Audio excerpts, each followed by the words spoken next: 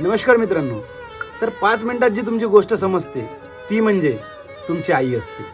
जी तुमची गोष्ट समजण्यासाठी 15 ते 20 मिनिटं लावते ती म्हणजे तुमची बहीण आहे. आणि अर्धा ते 1 तास समजण्यासाठी जर तुमची गोष्ट लागत असेल तर ती निश्चितच तुमची मुलगी आहे.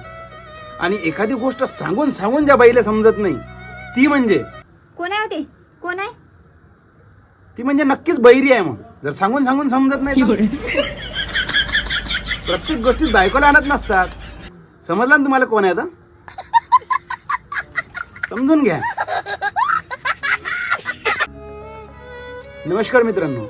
तर 5 मिनिटात जी तुमची गोष्ट समजते ती म्हणजे तुमची आई असते. जी तुमची गोष्ट समजण्यासाठी 15 ते 20 मिनिटं लावते ती म्हणजे तुमची बहीण आहे. आणि अर्धा ते 1 तास समजण्यासाठी जर तुमची गोष्ट लागत असेल तर ती निश्चितच तुमची मुलगी आहे. आणि एखादी गोष्ट सांगून सांगून